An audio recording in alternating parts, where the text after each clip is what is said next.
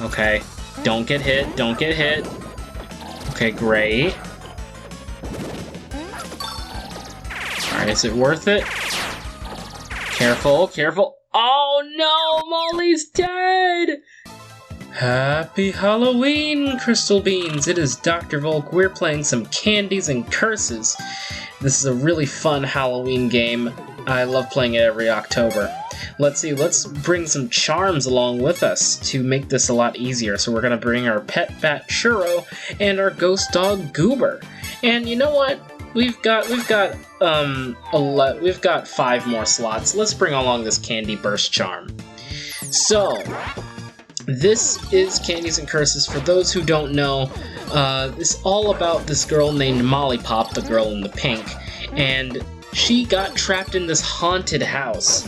She's trapped in this haunted house because, you know, she was playing Truth or Dare, and she was like, you know what, the old house on the street down there. Okay, Boo Radley's house is not scary at all. What are you talking about? You're just a bunch of scaredy, superstitious. You're just a bunch of scaredy, superstitious fools. So she goes in, and then she gets trapped. And now she's under onslaught by all of these enemies, these slimes, these wraiths, these skeletons, and she's got to make her way out.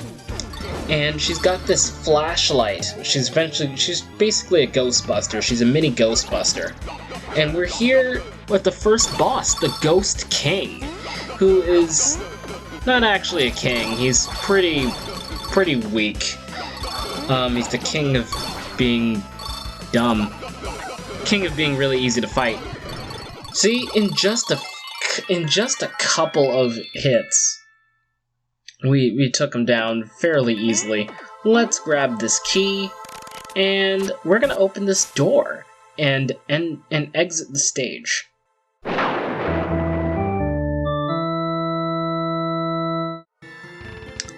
So welcome to the treasure vault. In between every stage there's a treasure vault where you can either take a candy or a curse. Now, generally speaking, I like only taking the candies. And this is the Halo bar. It revives the next death. It's one of the best candies out there. Definitely one of my favorite candies in the series. We're heading to Ember Cellar.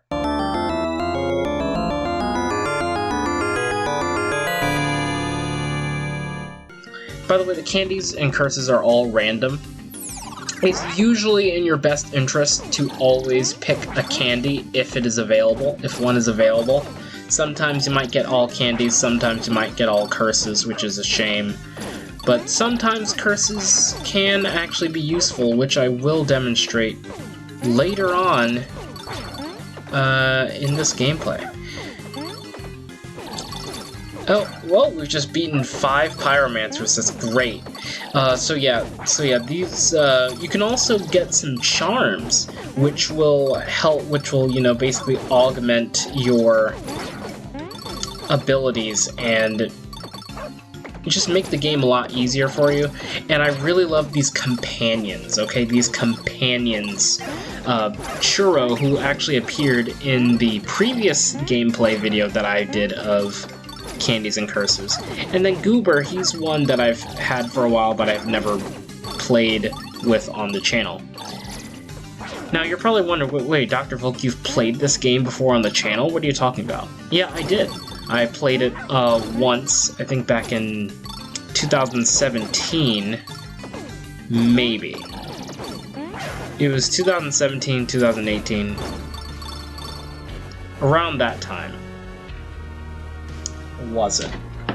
Oh, well, while I figured that out, I'm gonna talk about the Fire Spirit, who was, I can't remember what he was. He was a very hot-headed individual. I think he worked in the furnace area. I don't know. So with the Fire Spirit, it's a bit different of a pattern than the Ghost King.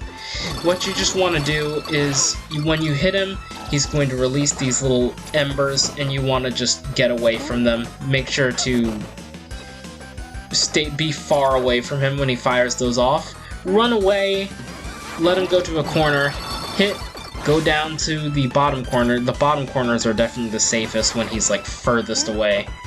And that's another, look at how Goober just slammed that fire spirit. Just so good. Such a good boy. He's the goodest boy.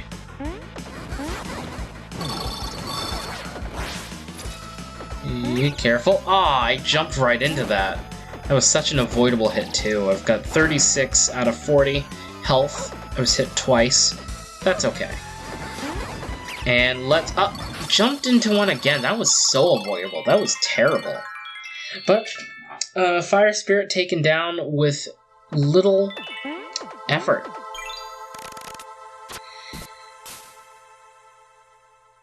Alright, so let's enter the treasure vault. And, oh, hey look, we've got Paige. She's a mage, I think. She's some sort of oracle. She likes looking at the charms. So we've got Dragon Scale Gum Pop. We've got this other thing. I'm gonna take this. Fire damage. We're gonna take less fire damage. Yeah, that would have been useful in the stage we just experienced, but we're gonna need it later, trust me. But not for these next two stages, which are all about poison. Welcome to the Undead Library, and I used to have a lot of trouble with this stage. In fact, this was the last stage that I played in my previous playthrough. I didn't even realize I never actually finished it. It was 2019, sorry about that. I didn't realize it was that late. But yeah, apparently I didn't even finish the first video of the Candies N Curses, episode 1, and that's a shame. I thought I did, but I don't know what happened. I can't really tell you. But yeah, I have improved a lot, and I do mean a lot since that's a lot since I last played. Although I haven't played it in a while, since I played it on the channel, I actually have beaten the main story mode of Candies N Curses, and that's very exciting news. So hopefully I'll be able to get through this with little effort. We're already at the Necro-Witch. And she used to give me so much trouble. She used to be my least favorite boss, but now she's fairly easy to deal with. This is probably my least favorite attack now because of how the random placement of the skulls. This used to be my least favorite, but I've learned a technique to deal with it. It utilizes jumping. You have to jump. And you jump through, you gotta parkour through. Oh, in case you haven't noticed, by the way, whenever this mobile game, you swipe left and right to move Molly, and she moves automatically once you swipe. So she's constantly on the move until she hits a wall. So you know, she loves Newton's laws here. She loves Newton's first law. So you kind of have to always be on your toes, especially with a boss like the Necro-Witch, where dodging attacks takes a certain level of finesse. This attack is annoying though, because you really can't. There's no way you can predict where the skulls are gonna go, so sometimes you're just gonna get hit, and you're just gonna have to take it, and that's annoying. So, let's jump out of the way. This Necro-Witch. I love her little dance. It's adorable. It's so adorable. See what I mean? There's really no way to avoid that. Nice job, Churro. And the Necro Witch is gone. And with that, we are now further than I've ever been on this channel. That's excellent news. Excellent news indeed. Can't wait to take more advantage of it.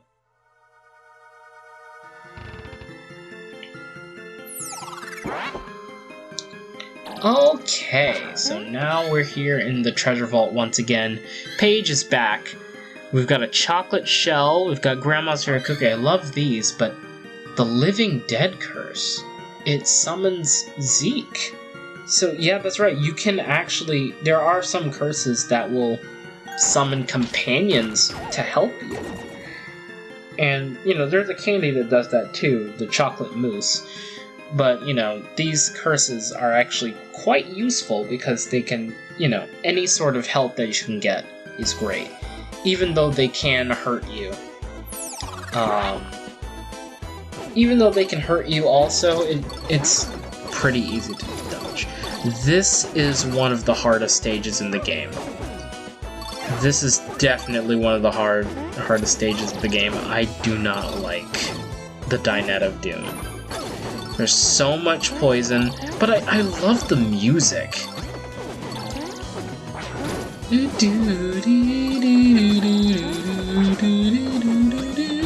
Thankfully, due to the presence of my companions, I can kind of focus on just a couple floors. Ow! Dang, Zeke! Just like coming out of nowhere. See, that's one of the cons, of course, of you know, having a cursed companion. But he also hurts other enemies, too. Ghost gifts. I do not like ghost gifts. And you know what? There's another thing here. But there's a benefit to having companions. At the bottom of the screen there's a lot of poison water that, you know, prevents you from going down there. It reminds me of the poison purple goo from Star Mountain at Dora the Explorer.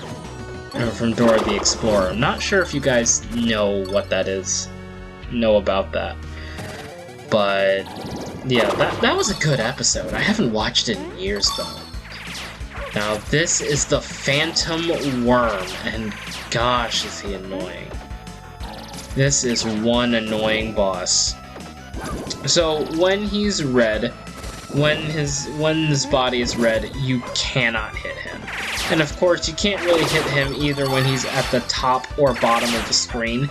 You know, you generally have to wait until he's running on the sides, and that can hurt. That can hurt a lot.